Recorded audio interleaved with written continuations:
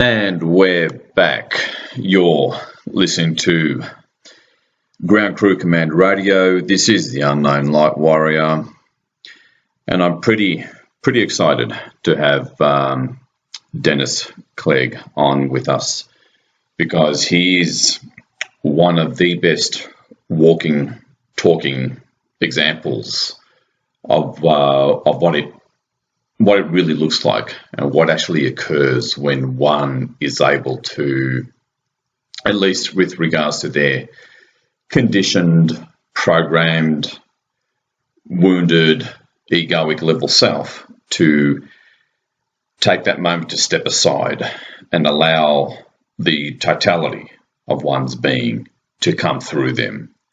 All the high dimensional higher selves, their I am presence, and after that you got their connection with source and that kind of thing. And I noticed in my conversations with Dennis over the past few weeks, which thankfully, in the process of which we've now become good friends, I can proudly say, he just has, for whatever reason, which we may get down to the bottom of in this interview,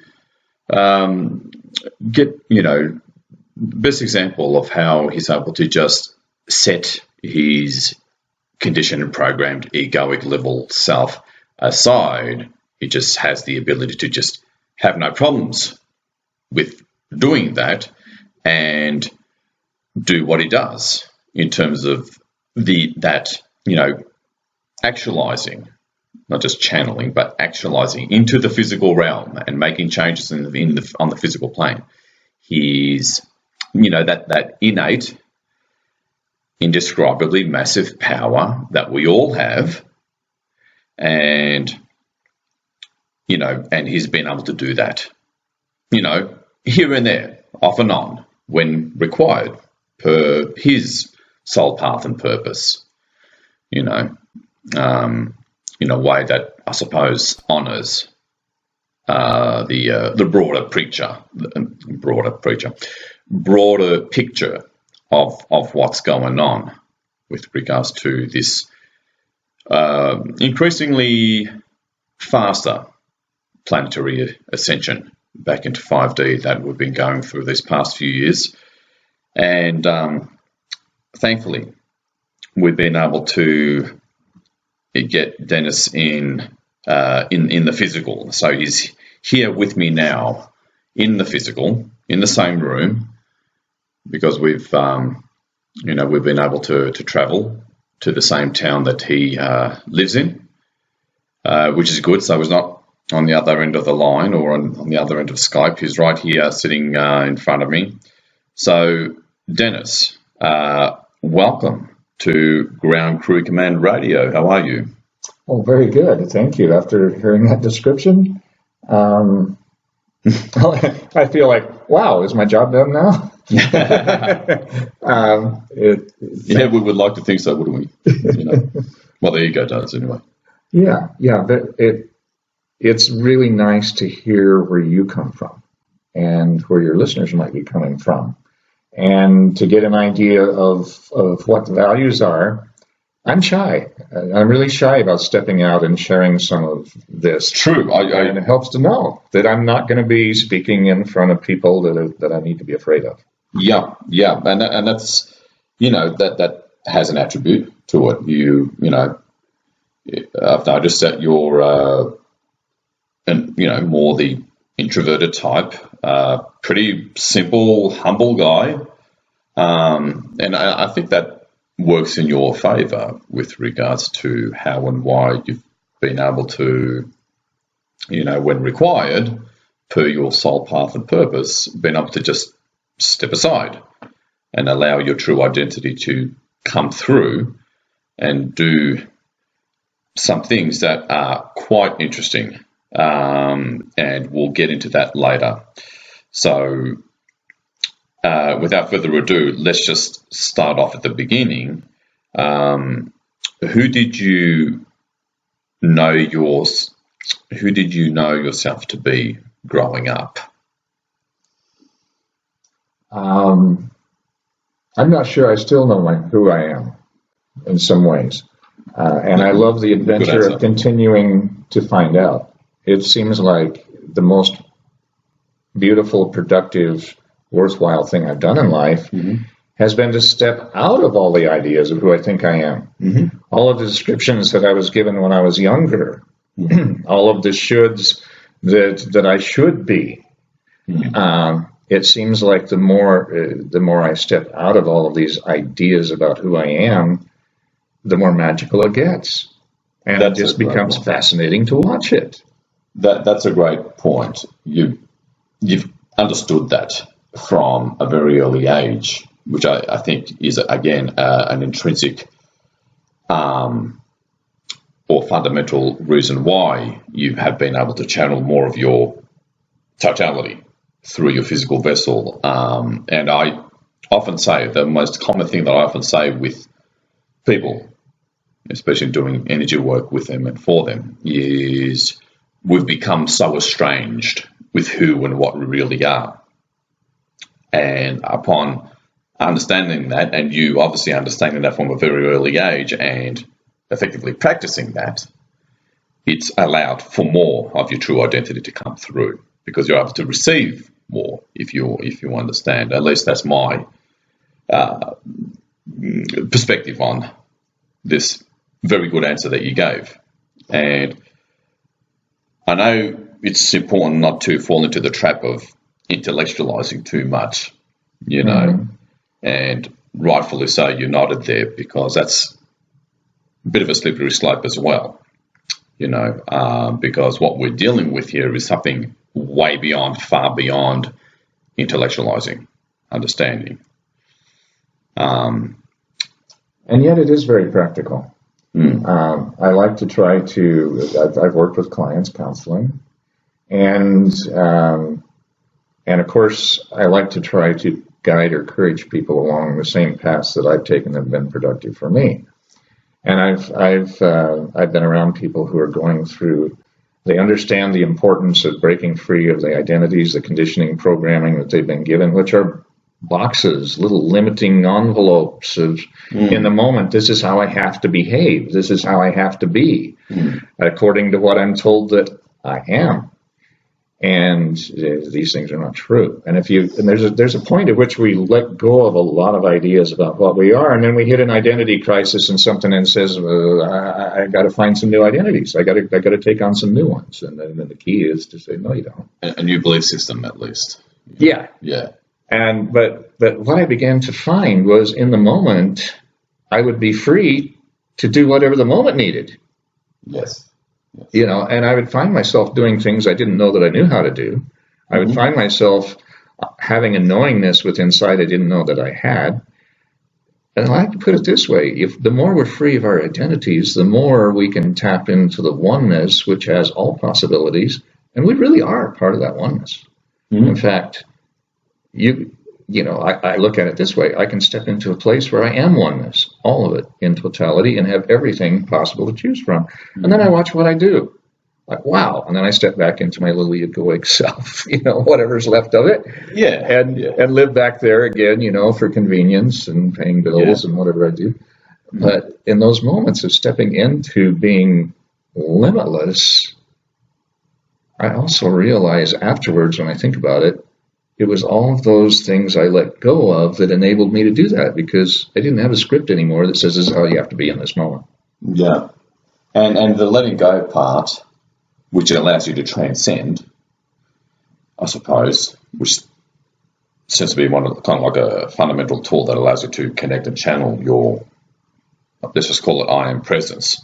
And the reason why I use the word I am presence is because one's I am presence is fundamentally omnipresent itself, as I've discovered. And of course, for the egoic mind, it's going to feel like oneness, but we have to be, in the positive sense, humble enough to realize, well, without certain, we really even know what oneness is actually like. And we have to be open-minded enough to, not, I don't know, lay down these rigid conclusions that can be limiting as well if you're not careful. But I digress because, and I've almost lost my train of thought here, because where I was going is, yeah, that process that you seem to have learnt fairly easily in connecting with whatever it is that you need to connect to, whether it's your high dimensional selves, I am presence, or even past that, source and oneness, whatever it is, you've been able to do it at the right moments, and then you've been able to just transition back into the 3D matrix to go on about your mundane 3D matrix stuff, like we all have to. Mm-hmm. And I think what people have trouble is you got to ride it kind of like a tandem wave, have a balance, and know when and how to go into your greater totality, to channel and transmute into this world, or whatever it is one needs to do, and then how to go back into the 3D self, that plug into this matrix to be able to go on about, the unavoidable mundane things that we need to do, like, pay a bill or that kind of thing. And you just need to do that transition fairly well, as far as we can notice. Well, I think that it comes from being a bit of a heretic, actually, because I was involved in a religion, and I began to learn that I had the healing gift. But the story that the religion taught was that it came from their priesthood, it came from those who were really doing all the right things in favor of God, and miracles were happening when I was doing healing, hands-on thing that they said was theirs, and I knew I wasn't worthy. I knew I wasn't in with God. I knew I wasn't doing those right things, but it was happening anyway, and that began to kind of put some cracks in my system there, belief in the whole thing, and I began to realize, really think about that. And then I had other examples of times where people would say, oh, you have to sit just this way with your spine just this way and do it for 20 or 30 years, and then the Kundalini energy will rise up through you. And I'm sitting in a Joe Dispenza workshop in Denver, Colorado, and I decided, I don't have the discipline for this 20, 30-year thing. I'm not going to sit straight. Forget it. I don't want to. And I'm sitting in a Joe Dispenza workshop, and he's busy trying to explain so we can go forward, and I'm sitting on the wood bench in the church, and I'm thinking, I'll follow his instruction a little bit here. And I shoot the Kundalini energy shoots up through me. Wow! And I did it again and again, and it became my toy for a while. It's like, wow, I didn't do I shortcutted. I didn't do the 20 or 30 years, sitting and being a yogi in meditation. But I began to notice that when moments would call upon me to do something that would be perhaps supernatural, that because I knew it's like once you know that you can ride a bicycle, and the next time you get on a bicycle, you might be a little shaky, but you can do it, and the next time you do it even better. And it seems like when I've been called upon, felt that I was definitely called upon to do something a bit supernatural, that I'm not sure when the first time was I stepped out of myself into that role. Perhaps it was the healing with the religion and watching the miraculous things happen. And oh my God, how did I do that? Well, you know what? I don't have to be perfect. I don't have to be accomplished. I don't have to have done all the right things. I don't have to have done all the right disciplines. And I realize that maybe I want the easy shortcut method with almost everything in life. And sometimes life says, no, you don't get that, Dennis. But, maybe we overcomplicate. We put too much baggage on these things. And we need to know that, we can be working on dealing with our egoic self and step into that brilliant, I am presence, when it's needed. Yeah. And it just gets easier. And I just want to tell everybody, don't worry about being perfect. Don't worry about doing all the things. Find, if you haven't done it yet or you're not sure you've done it, find those moments where you step outside of yourself into some kind of a brilliance and knowingness, and you don't even know for sure what it is, but it happens. And you're like, wow, did that really happen? And then do it again. It's more about letting go Yeah. because it seems to be our natural self to do that. It seems to be like that's what we should be. So when you mean just learning to step out of yourself, do you really mean learning to step out of your false self? Yeah. And into the true self? Yes. True, and I understand exactly. I think one 3D analogy that'll really help is, like you said before, having to be very linear and methodical with a certain energetic or spiritual practice to be able to get to this stage, to then be able to do that. And now I'm sure that has its place, at least at the beginning for many people. But really, what it's all about is showing people how to do something as natural as walking again. You never really have to train people to walk again. Mm-hmm. You just do it. As a toddler, you just start crawling, and then you grab onto a furniture and you start to stand up, and then no one trains kids to do that per se. They just instinctively do it. So it's more about that, just learning to walk again, and it's as natural as walking. That's what we're simply trying to get back to, from through our conditioning and damage and what have you. Okay, well, that's right. That's one important point I want to mention before is when it comes to spiritual practices, let's just call it New Age for now, for lack of a better term. It's easy to make another religion out of it. And we've all fallen into this trap to one degree or another, where, okay, you have to do this and then hold that focus and then sit, like you said, sit in this position and what have you. And, travel up to the teams and whatever, visualize, and it's easy for people to get stuck in that as well, and have trouble transcending that into, because there's always more, isn't there? There's always fundamentals, some basic fundamentals that seem pretty universal and seem fairly absolute.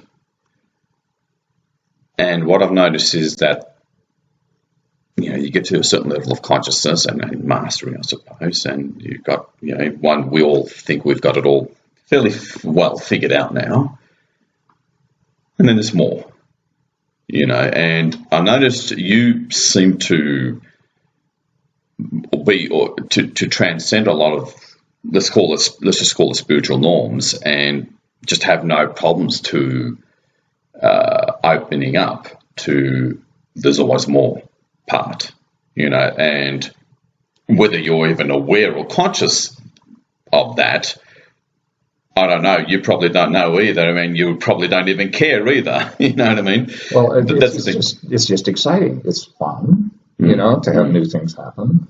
I hope that there is never a truth. I hope there is never a rival at knowing it all. I hope that the concept of God as being all-knowing and all that kind of stuff never, ever happens to me, because it's such a fun adventure. The whole... to have something new happen, that's so exciting. Yeah. Well, that reminds me of I suppose a quote or a phrase that I remember Jim Self saying of masteryalchemy.com, who said, with this sort of thing, you got to have the openness and playfulness, that fun kind of attitude and curiosity of a child.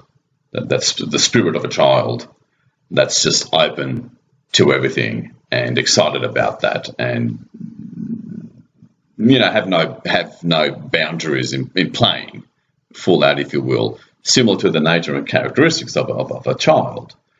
And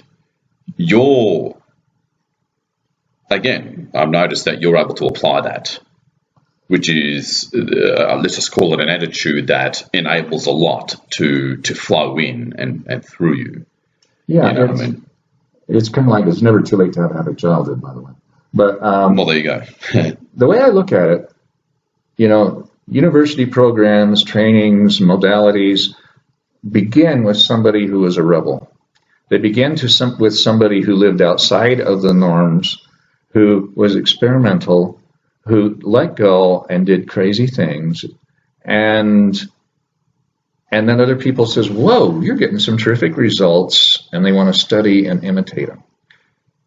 And that's when I suppose, rigid or more rigid mental paradigm, quasi-religion starts to happen. Yeah. Do this, do that, this step, and then this step. I took an energy medicine school with Donna Eden. Donna Eden disliked her energy medicine school. Donna Eden was a loose cannon.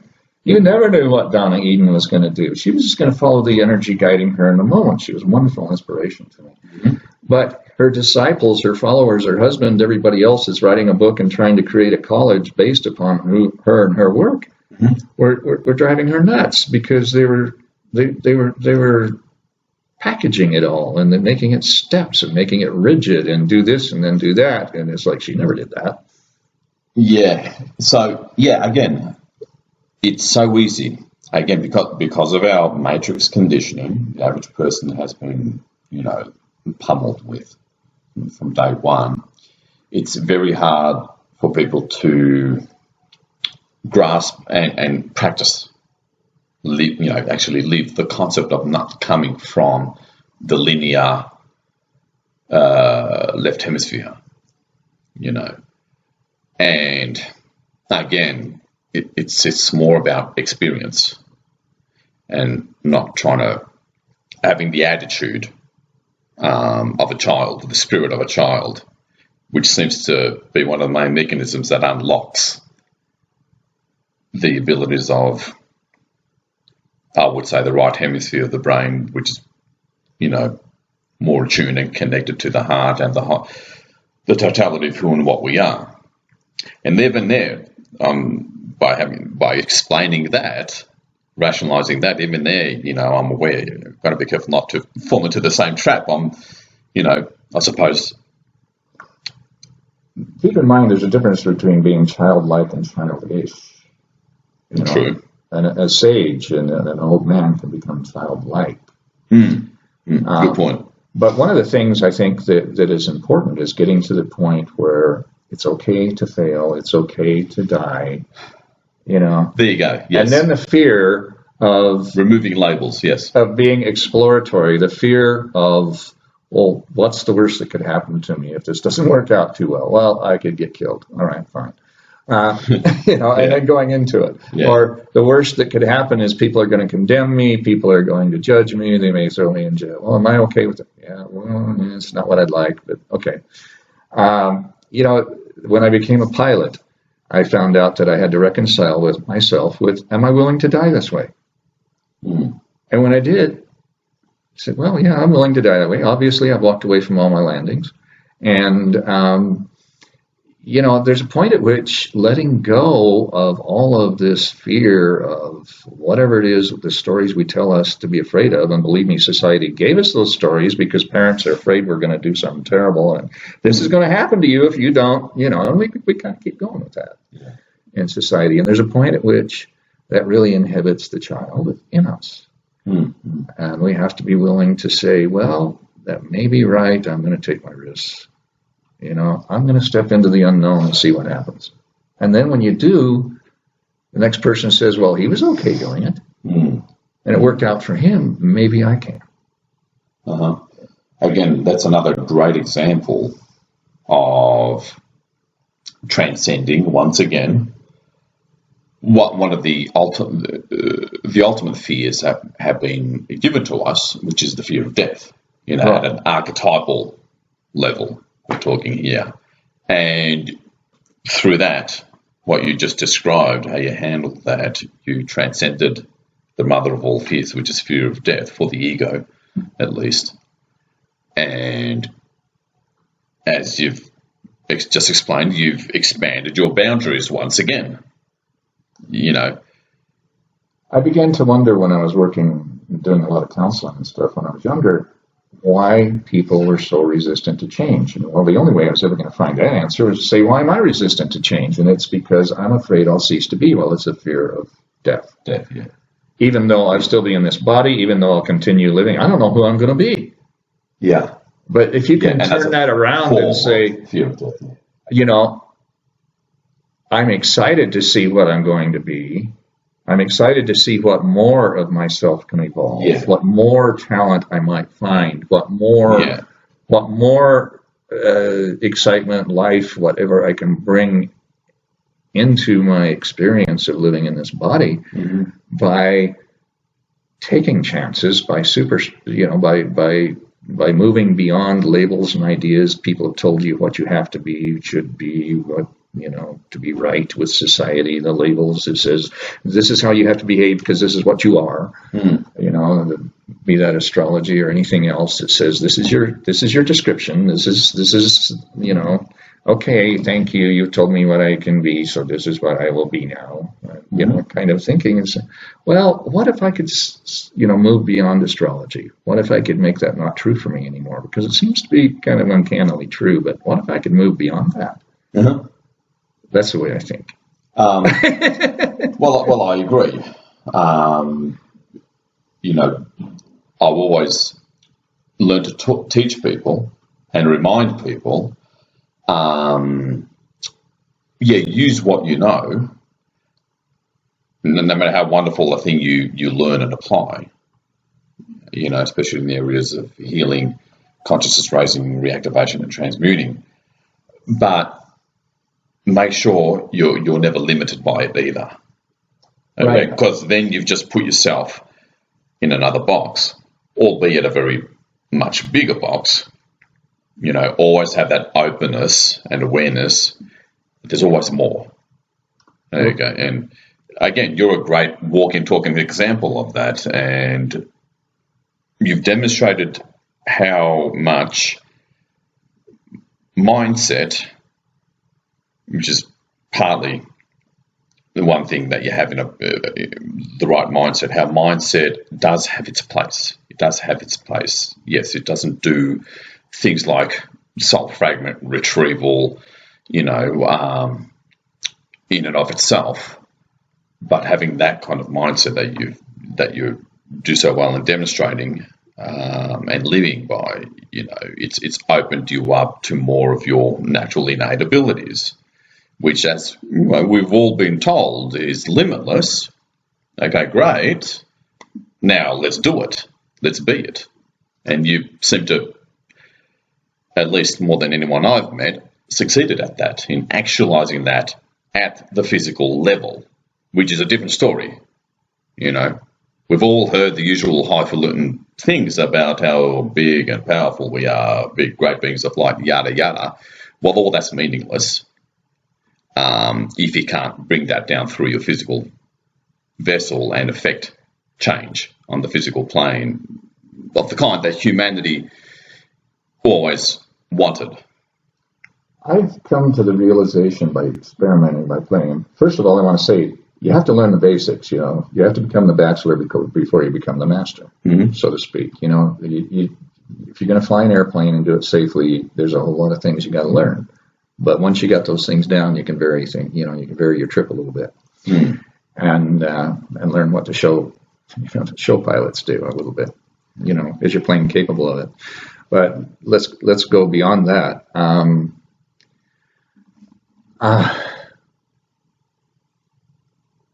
I had a thought. Take it up. Do that. Let's go back a bit. Where are we? Well, it'll probably come back to you like mine did before. So if it does, just butt in. Right. Okay. All right. Let's talk about the motorcycle accident, which made you realise that what you've been told about your quote-unquote worthiness to be a healer wasn't exactly true. Well, there's a lot of things. Somehow I learned that I could be self-healing. And I remember when people said, you cannot heal yourself, you need other people. That's the way it is. You can't be on a planet all by yourself. We need each other. And when it comes to healing, you have to go to somebody else to be healed. Well, I began to find out that's not true. Not only is it not true, but I've had a bigger accident than a motorcycle tip over within the last 2 months. I don't know. And within an hour, I was off and running when I had a serious blow to my knee, swelling and looking pretty bad. And even the wound itself drying up and starting to scab within an hour. That's unheard of. And I've learned that, that yes, you can heal yourself. You can heal yourself very quickly. And for my own book, The Gods Must Be Us, I opened up this morning and I read a passage, and they were talking about, some of the, so we say, supernatural skills that they would need to deal with their situation, and that the speed at which these things could happen is entirely dependent on how fast they can get away from the mind, the small self. It was said better than that, and I go, wow, I wrote this a few years ago. I keep forgetting. But learning that the rules of how long an injury has to last, how it has to go, who has to be, this is not really true. If that's what you believe, maybe you better do it that way. But I'm here to tell you that over and over again, I've been able to use my own energy to heal a wound, an accident. And at first I did it on other people. Well, that part made sense. I'm working on other people, but it wasn't supposed to happen to be able to do it on self. So recently, it was a pretty big accident, but the person who was with me had only a few days before told me how she believed in different medical approaches and says, I don't know about this energy thing. So she got to watch me just simply putting my hands a couple of inches around my knee, watch it go from being bruised and swollen and a lot of pain and not being able to walk on it and going into shock and all this kind of stuff, to within about an hour. We didn't time it. We didn't take before and after pictures because we didn't know what we were up against. I was hurt, but she got to see that. And the person who was with me has had chronic health problems for a long time. She wanted me to do healing work on her. Says, and a couple of weeks before I told her, I can't heal you. And I think she was a little bit shocked. But she really got the message. You heal yourself. And boy, has she ever changed her tune. But she was telling me how she didn't buy all this energy stuff, and then she watched it happening before her. And it's like, well, I don't want to prove this too many times because that really hurt. But it was, I don't know that it was about me. I think I needed to have that happen so that she could witness the power of energy and intention and healing. And innate abilities, our natural abilities. And she says, and the thing about you is you were cracking jokes and laughing about it the whole time. Well, laughter is a good medicine. Well, that lightness that humor brings does allow for more flow, as well. But when did I learn that was possible and relax about it? This is just no big deal, and just laugh and carry on and have, hands around, just flowing, giving the energy. But it's like, again, learning to walk, learning to ride the bicycle, learning to fly the airplane, you build on it, and then you have confidence. You don't need that first step anymore. It just happens. Yeah. And then you're operating at a higher level, so. Yeah. So I don't know, my higher level that day was I'm cracking jokes, but I automatically, the first thing I did, I put my hands down there to give energy to my knee, and then the pain, it hurt like hell. It's like, okay, don't contain the pain, keep sending the pain out through the feet. Same thing I would tell a client, don't hold on to that pain, don't restrict, don't hold it, don't keep it, let it flow out of you. Yeah. And after you get some experience, you just do it. You don't worry about whether it's possible anymore. You did it before. Yep. But sometimes it just takes one person to say, this is possible. And I'm looking and going, well, wait a minute. If I can do this, so can anybody else. Yeah. How do I get across to other people? Don't look at me as special. Look at me as really ordinary, and then step into that ordinariness yourself. Yeah. Don't look up to me, and don't be making a special deal about who I am. I just got really normal. Yeah. If you're still thinking you're special for all these different reasons, like I used to, or like I do when I'm not in that healing space, when I'm in my ego self, my little tiny self, that's not normal. That's special. No, it isn't. Yeah. When in truth, that's the natural, true normal, if you will. And I think this gives us strong clues as to why, all those quote unquote miracles that Jesus Christ has been, believed to have performed. I think, we're dealing with a very similar thing, and where it's actually a natural ability to perform these so-called miracles. I mean, they're miracles only from the perspective and paradigm of the 3D matrix definition of normal and what's possible and what's not possible. And we all know the famous quote by Jesus Christ, whereby he would say, everything that I do, you can do, and even greater things still. We've all come across that at some point, So even though I'm not certainly a religious person, I think that's quite applicable here. Well, I was taught, I was in religion, and I was taught that it was all about satisfying requirements, doing more, performing better in certain rules and commandments and stuff like this. That's what you had to do to get to that place. But that statement, that you just said, like, oh, he said I could do more than this.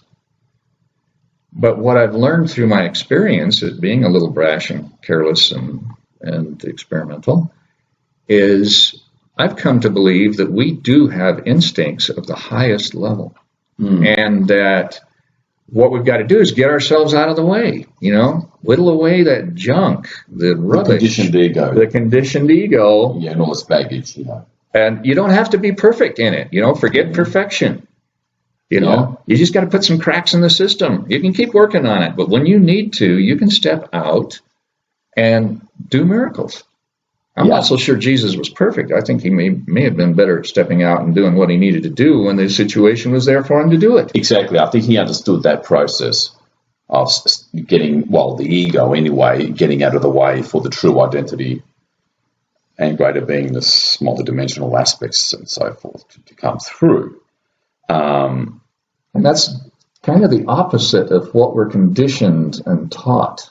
We have to achieve. We have to be, go out there and have this outward focus. And if it doesn't work, it's because you haven't satisfied the requirements enough. You haven't worked, you haven't done enough. Yeah. And it's like, I'm here to tell you, if I had to wait for that, nothing I've ever done in the way of miracles would have happened. Yeah. Yeah. That's right. So, okay, well, let's get into,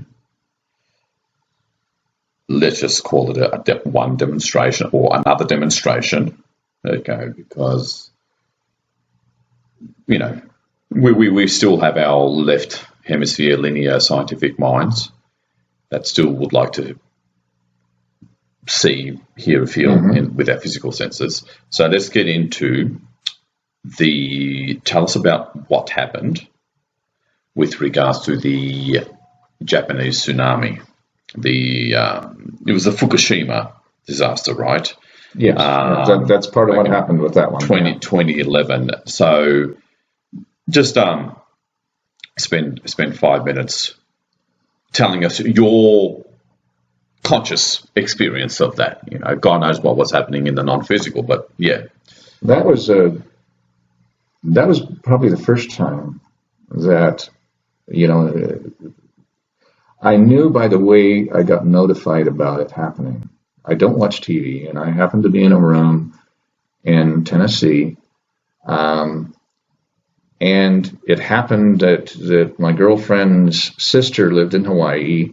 At 2:26 in the morning, she texts that a tsunami is headed for Hawaii. That wakes us up. We read the text. no phone conversation or anything, no explanation beyond that. And we turn on the news, and it's showing the pictures in the late afternoon of what's happening in Japan.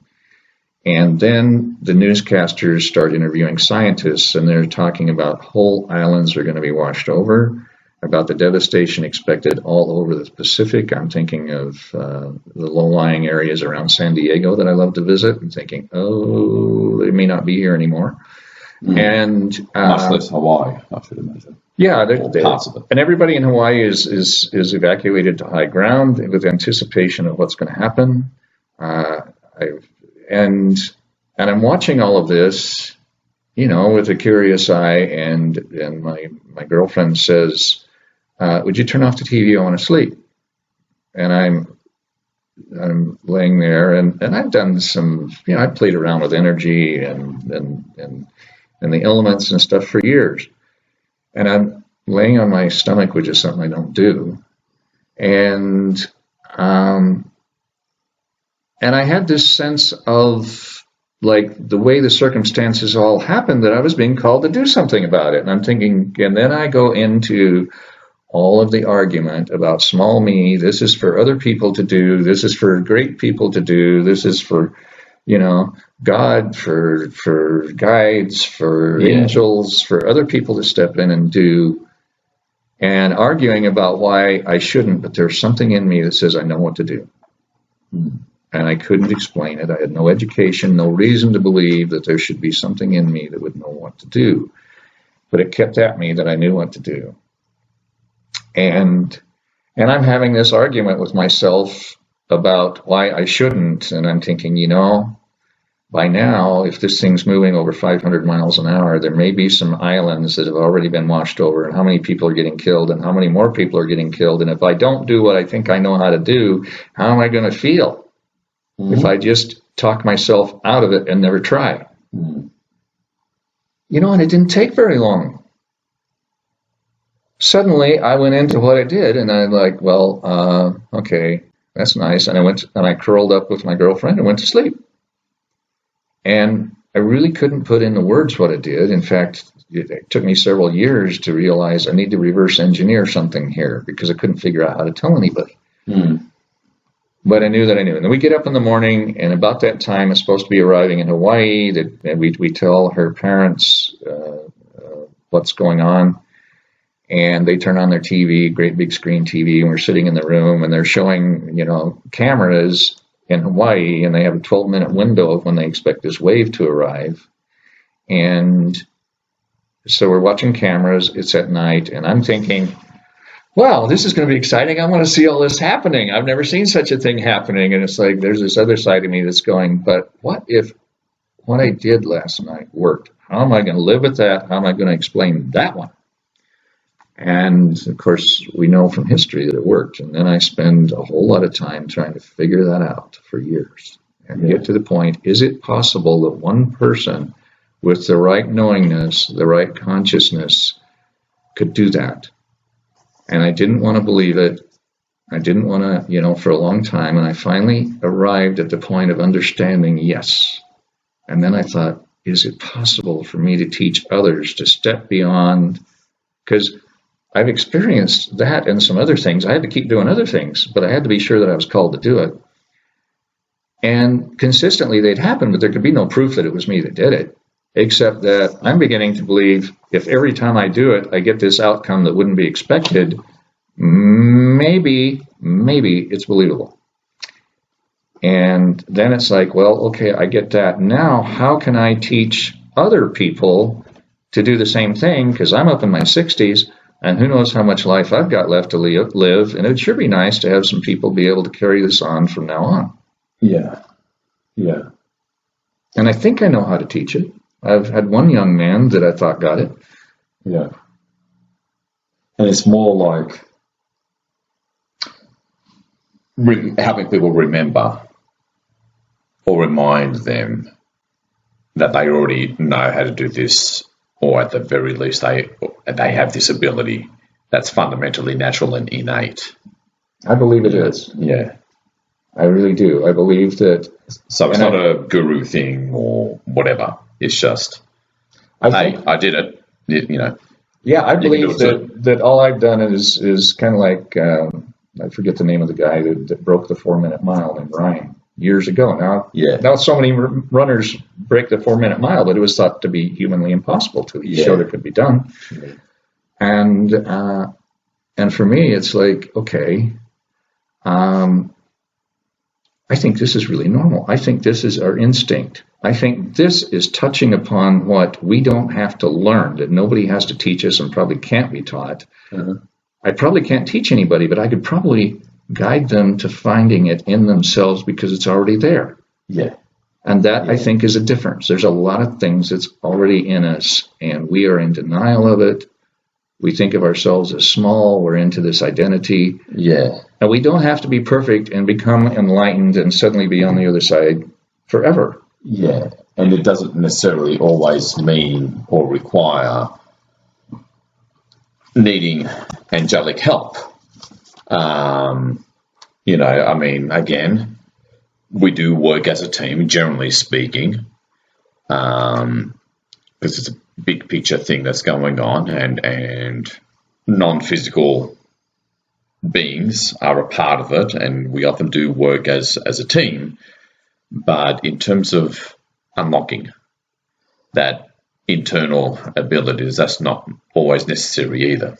Is it sometimes just seeing someone else doing it and then just knowing? It's when that knowing arrives or that remembering arrives and people are able to truly receive that through their, egoic conditioned programs and belief systems, that sometimes that's enough, isn't it? Well, I think that there are two things going on. I think number one, energy is really eager to be in compliance with whatever we want, and therefore can whatever we believe, whatever we want, we can create at least a holographic reality of it, and Good that's point. which reinforces our beliefs in things that other people look at and say, well, that's nonsense.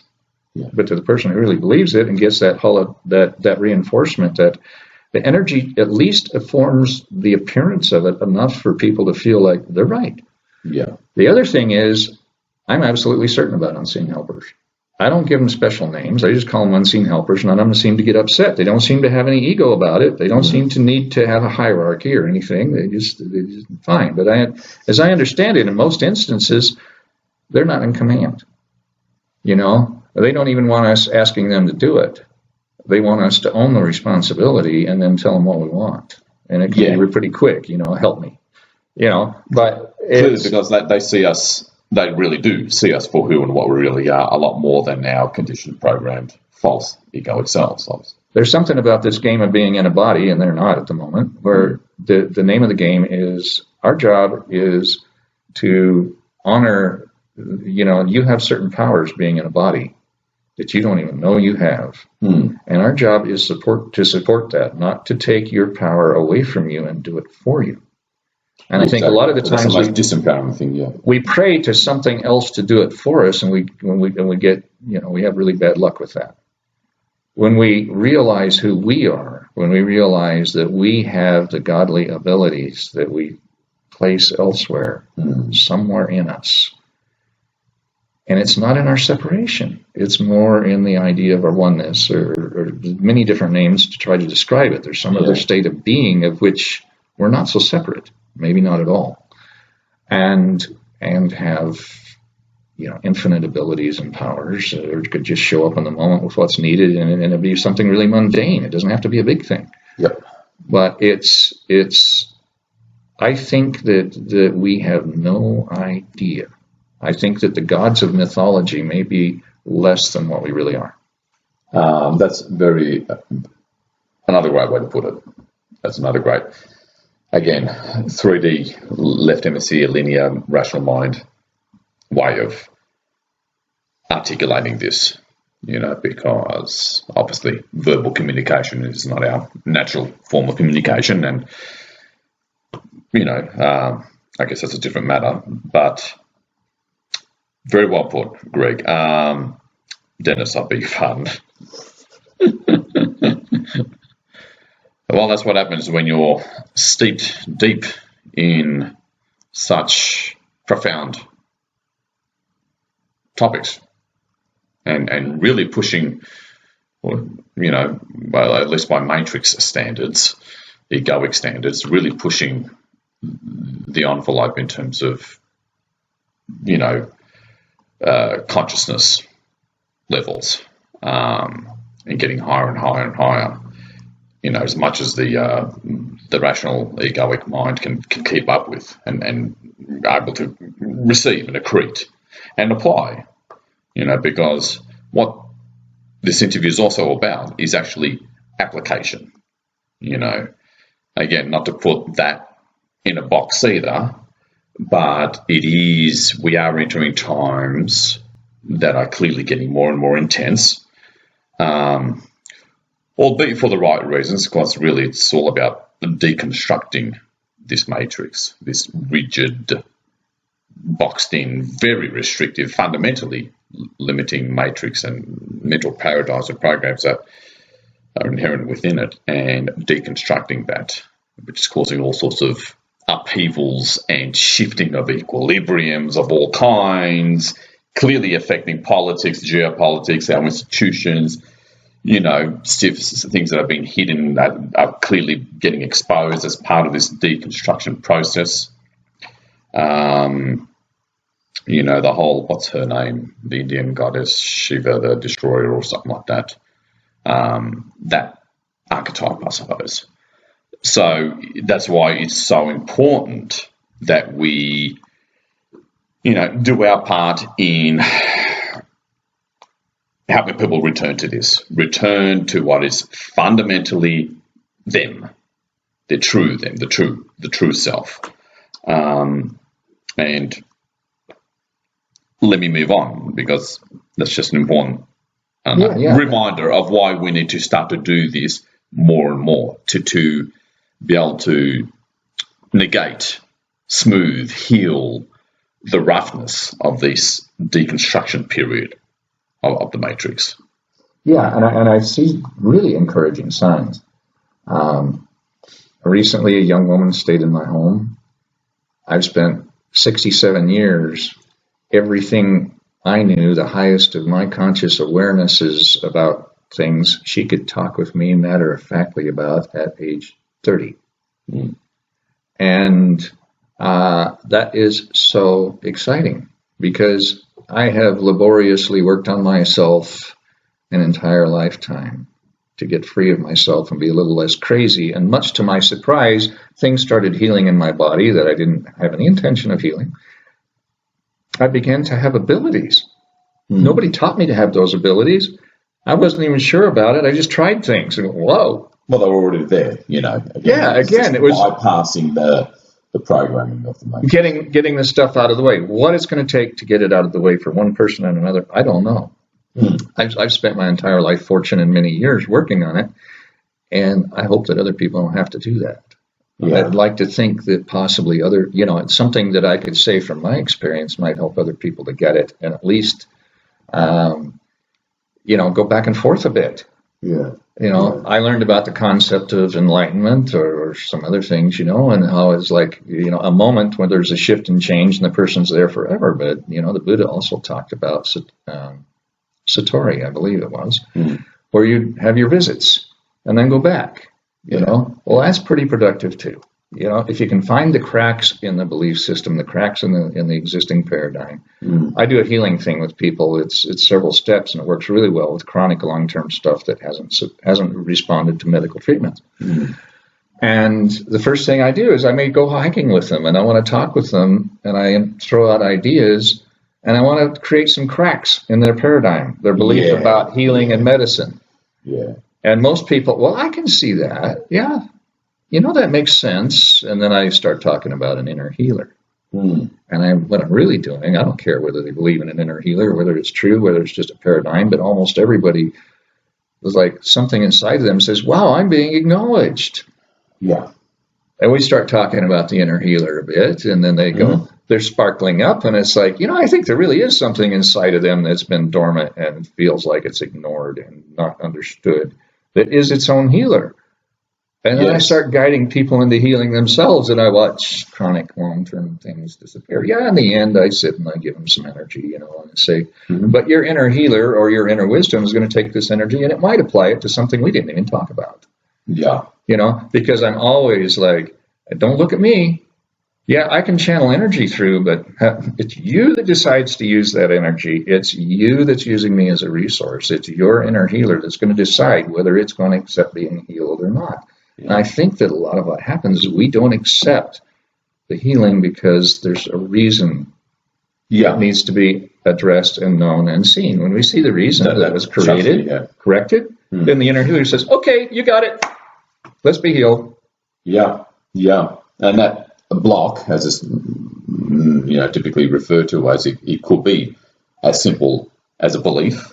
Right. It could be as simple as a past life imprint, right, or trauma of some sort that's still there, that is still influencing this incarnation and all that kind of thing. Whatever the block may be, it's at the end of the day nothing more than a block.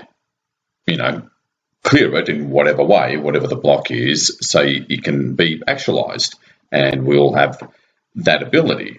And that young lady that and by the way, thanks for getting into that, because my next question was, tell us all about your work with people, helping them access their own inner healer. It's been a fun experiment. Well, again, it pays to just, be open, light, playful, and that's where more of the higher self channeling comes through. And you answered it before I got a chance to ask it. Another great example, live on air, folks. So,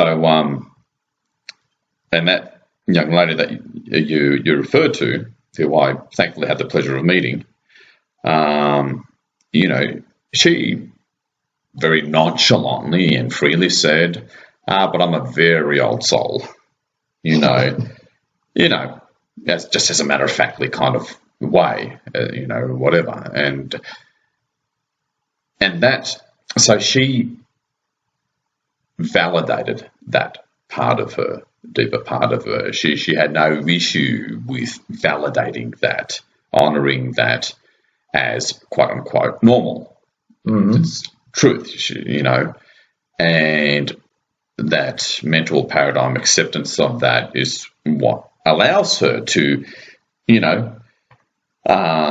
transmit, bestow so much wisdom that she did for a so-called 30-year-old. She recognizes she's 30 years old in her current incarnation, but she always had no problem taking that higher level perspective and saying, well, and that come from her soul, come from her true identity. That's extremely old. That even, impressed you. Yeah, and she had and this is so exciting. I really got to tell this story, if I may. Sure. She wanted to know where she was from, not where she was from on this planet, but her origin. And she says, do you know anybody who can do those sessions? I says, yeah, me. And we did a session, and I did several things, and I taught her some things along the way because she was so open and receptive, and I wanted to show her it might possibly know something she doesn't. But and then we did the session, which involved hypnosis, and I did it in a way I'd never done before, just allowing the guidance to go through, and then watched in awe and wonder as she went deep into, should we say, more of herself. And the old soul concept, she sent me a text message later to have her phone number. She said from the oldest soul, which was funny, but what she spoke was that she had been on many planets for a very long time. This is just another one. And the truth of it was, you really couldn't identify or care about where she was from because she's visited so many places and done the work in so many places. And with her wisdom, and it was a sheer pleasure. There were so many things said, and I got a recording of it. And I was just sitting there and just like, I'm coaching this. This is really amazing. And I'm getting things out of it myself from her. And it was very believable to me that she was one of the old experienced souls that has gone around helping us, to grow in our consciousness from planet to planet, galaxy to galaxy, whatever. And she didn't need to know where she was from anymore. She just accepted the idea, wow, okay. Yeah, she understood the gist of it, and that was enough.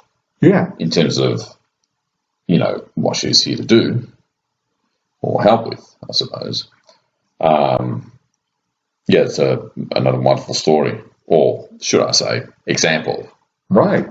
Because one of my main focus of the whole Ground Crew Command radio show, not just this interview, is how to connect everything from the highest of all that is, at least that we're aware of, right, into this world. Okay, right. For people to, listen to this and have at least one big takeaway in terms of what they need to hear and listen to, based on where they're at with their evolutionary path, and apply it to their lives. If it's just one thing that pushes them, gives them that big quantum leap step back to, or a lot closer to, their true identity, where this stuff is as normal as walking, that's my goal for, the radio show in general, not just, but certainly this particular episode, or this interview, I suppose, because, it's needed.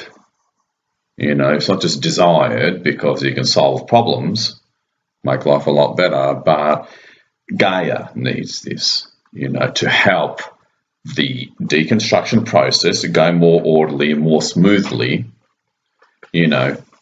It's like we want to take, let's just imagine this world, this 3D matrix as a building. We want to just knock the bricks off one by one, starting from the top all the way down, and then build the 5D world, if you will. We want to do that, get everyone out safely, knock each brick out one by one, those big cinder block type things that big buildings have, and do it in an orderly, constructive way, in a safe way, instead of what's kind of happening now to a significant degree, which is have humanity still inside the building and taking those big chain balls or wrecking balls prematurely, which is more like what's going on now as far as deconstruction process is concerned. People are going to get hurt. And if we can, at least, we're doing our part here at Ground Crew and yourself through your website to not have the ladder continue for much longer at all, not at all. And again, that's, let's just call it a goal that I have, and what Gaia and humanity really means.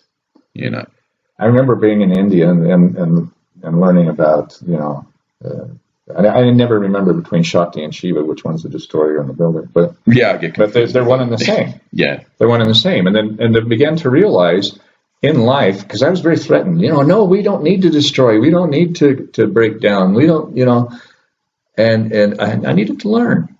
I needed to learn that, yes, I need to destroy the faults in me. Yes, before I do a building project, I have to dismantle something that's already there. Yeah. I have to, in some way, destroy, take away from, break down what is already there to build something more magnificent. Yeah. Whether it's me or whether it's a construction project at my home. Yeah. There's always the first step of taking away something that's been there. Exactly. Like, proverbial old thing that we've seen throughout our lives. We've come across an old, crumbly, dingy old house that is, it gets demolished. There's a whole industry called demolitions, for a good reason. Mm-hmm. And you got to do that to build a new brand spanking new, modern, nicely designed house in place of it. You can't. You got to do one before the other. It doesn't work any other way.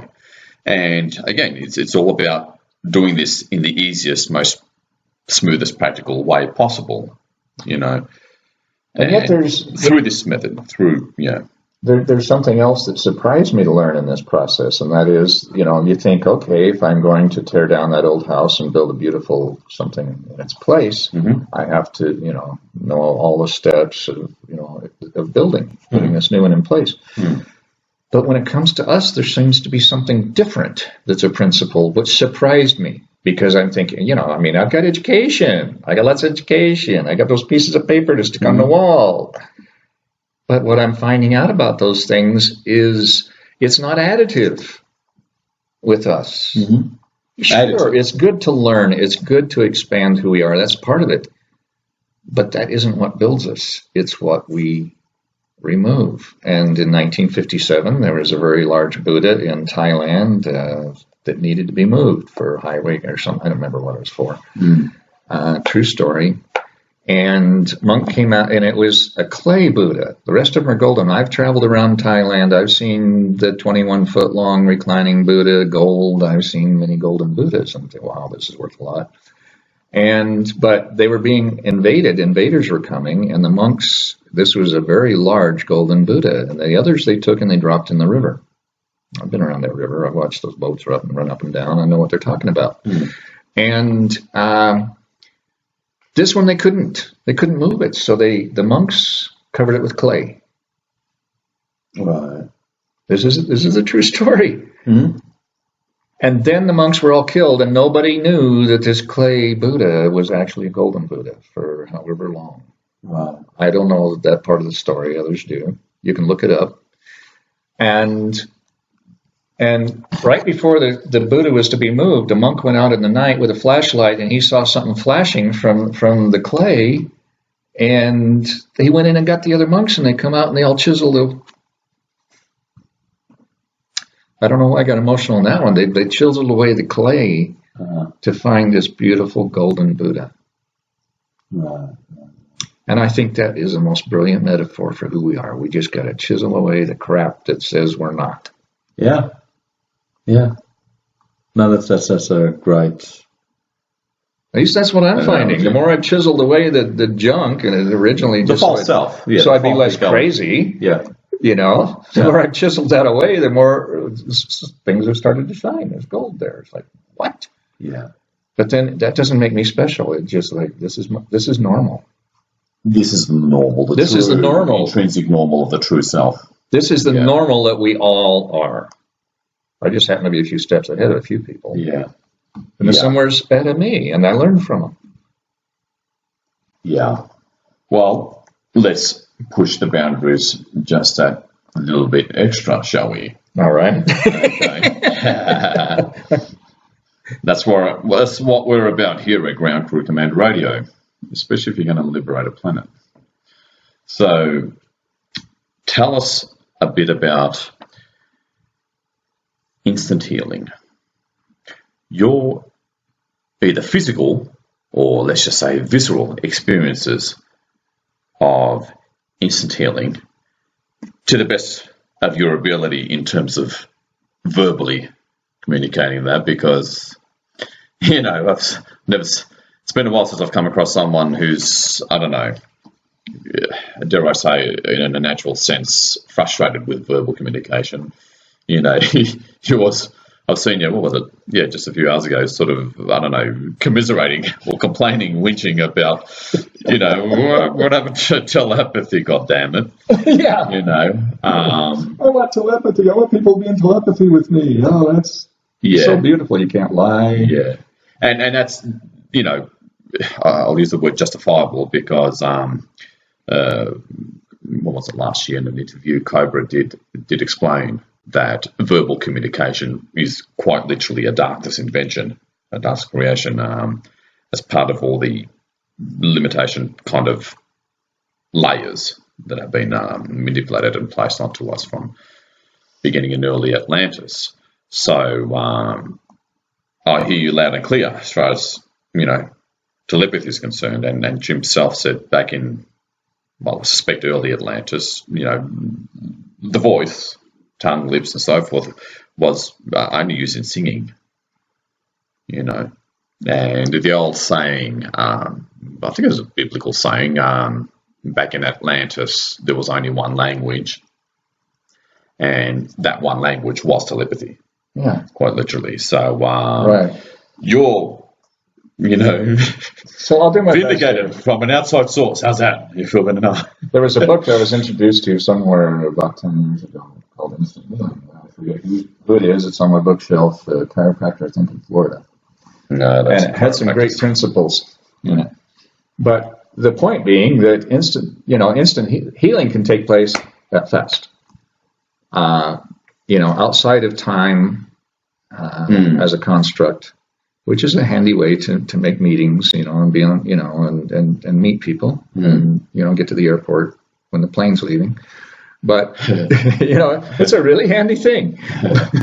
But first of all, if we can drop the whole idea of time, then what is instant healing?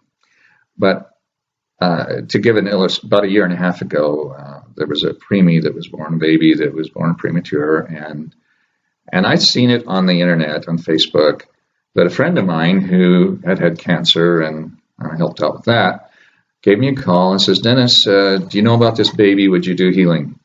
It's in trouble. It doesn't look like it's going to make it." Okay. And I thought, well, okay. And really, the amount of time I took was no time at all.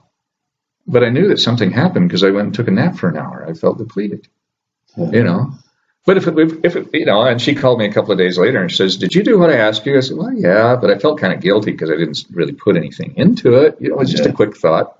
Yeah. And she says, "Well, let me tell you what happened." I'm like, okay, I like that. But, and I kind of chuckle because I don't know, sometimes it takes time. Even with myself, I had to put my hand around my knee for about an hour, or my hands, with the knee thing that I mentioned. But sometimes just the quick thought heals something, and later on, oh yeah, I guess that healed. Oh, I only gave it a quick thought. As far as your linear conscious mind was concerned. Right. Hey. God knows what happened through your totality, outside of time, which... But adults seem to accept healing a whole lot better if you spend time with them, and you let the energy flow for a while, and you do a ritual and a ceremony, and, you burn some incense. And at what point, I always worry about this, at what point will I have done enough where they'll believe it and they'll accept the healing? But the moment that they accept the healing and decide to be healed is going to be that fast. Yeah. The rest of it is just show, But, and yet at the same time, sometimes I put my hands on someone and the energy's flowing and I'm daydreaming, energy's still flowing, I don't know why. It's taking a while. And then finally I check in and the energy says, okay, it's enough now. Again, I don't know why. It's like, maybe it's none of my business, to know what it takes for someone to accept the healing. They accept and finally make that moment of shift into being healed. But it's possible that it only takes a moment of shift of something to be healed or to heal. Yeah, if the mind or the consciousness level of the egoic self of the recipient, I suppose, is, ready enough to believe that such a thing is possible and accept it. Is that the crux of it? Yeah, that preemie didn't need that. That newborn baby didn't need it. Good point, because the newborn baby hasn't had a chance to accrue beliefs yet. I didn't even know what hospital that baby was in. I didn't know its name. I didn't know the parent's name. I had seen it on Facebook. I didn't go back. I could have found out. I could have gone back and looked. Right. It was on the feed, but it didn't. I knew that wasn't important. Right, yeah. I was sitting in my house, and I knew that was possible. Why? Because I'd done it before. First time I did it, I needed validation afterwards. I needed did it work, Yeah. And it's like, after you get a few validations, you just do it, and go on with whatever. You get faster at it to the point of instant healing, so to speak. Yeah. Yeah. We think we need a lot of steps or a lot of medicine, but what if there really is an inner healer that makes the decision. Okay, I'll accept this healing. I'll make the shift now. And cells, there's evidence that tumors can disappear, cells can make the shift so fast. The truth of the matter is that if you need an adrenaline rush because something happens that you need to run to safety, you get 1 trillion cells cooperating all at once, producing pharmaceutical grade stuff that they kick into the bloodstream in a split second. Isn't that healing? Our construct, our idea of time and what our bodies can do, or our souls or whatever, it seems to be just about whatever we believe. So, and accept. Yeah. Ultimately, because believing is accepting as well. Accepting that's possible, which is the enabler for it to actualize into the physical realm. Okay. Notice the key words there, actualizing into the physical realm. Yeah. Through believing and acceptance of what's possible. For me, it seems more about believing, or quit believing what's against it. Quit believing what prevents it. That's a good way to put it. Quit believing in what says, I need to pay a higher price. I need to pay a higher price. This may not work. This isn't going to work. I have to do more. I have to do more. Or I need to make a sacrifice here or there, or what have you. Yeah. Again, it's another strong thing that's alluding us to how Jesus Christ performed those quote-unquote miracles. Because he said it himself right from the horse's mouth. You can do what I can do and even greater things. And I think we've come a long way, as far as this conversation is concerned, of the how that, okay, understandably, the rational mind needs to know. Just enough for it, to get the breadcrumbs needed for people to run with. Now, they'll be able to do the rest. I want to point out that Jesus didn't say, he didn't put any conditions except you. And And you is understood to mean everybody. He didn't say to be a Christian, to be a member of the church, to have done, these sacraments, to have, spent this many years in devotion. He just says, you. Yeah. I take that as meaning... Or what you bought, for that matter. Yeah. All of us. And I didn't see that there's any other conditions. Yeah. Maybe it's already in us. We just get the junk out of the way and it's done. Yeah. Yeah. Definitely. So, folks, now you know why I wanted to have Dennis on the show. Because when I started hearing this, that, and the other nonchalantly being mentioned in passing in the middle of conversations that were much ado about nothing kind of things, I thought, I spotted that. I didn't let that just pass into the ether and then forget about it. I thought, I think I better bring this guy on because he can really help people return to their true identity ultimately. And above all, channel that, apply that into their lives, into this physical plane to, help with this birthing labor pains of and this deconstruction process that Gaia and humanity is struggling with into manifesting the event and then the actual energetic, literal ascension back into 5D. And that's really what this is all about. And thank you, Dennis, for coming on to help with rekindling, reminding, remembering, providing the triggers for people to run with, to take the ball and, run themselves all the way to the finishing line or to the touchdown.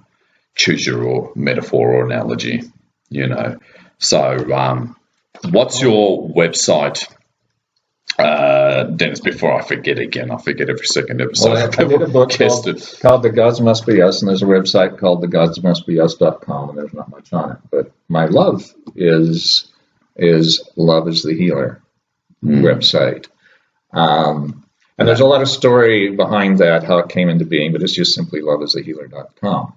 And the book is available and told about, and there's a few writings. But I want to stop, Demetrios, because, it's like you recognize these things because they're in you. If you recognize things said in passing, that I tossed out and go, oh my gosh, he said that, but he didn't really even play it up, like matter of fact, in passing, whatever. It lit up because that's in you. Because you're there too. You're average with me. You're normal with me, Yeah. And I hope there's millions of others. Yeah, fantastic. And, well, yes, it's about you listening to this, listening to our voices, I suppose doing our part in helping your egoic false self receive this, apply it, practice it, have fun with it, with that free-loving, open, limitless spirit of a child and attitude of a child, whilst at the same time not being childish, being grounded, in this world, because it's our grounding into this world that enables Source, a goddess, to bring all this into this world, into these deeper densities, to transform the densities. So thank you once again, Dennis, for coming on. It was, it was fun. It was enjoyable. It was light, and that's what enabled the flow of, not just the intellectual, verbal aspects of things, but what's underneath our voices, voice codes, and all that kind of thing.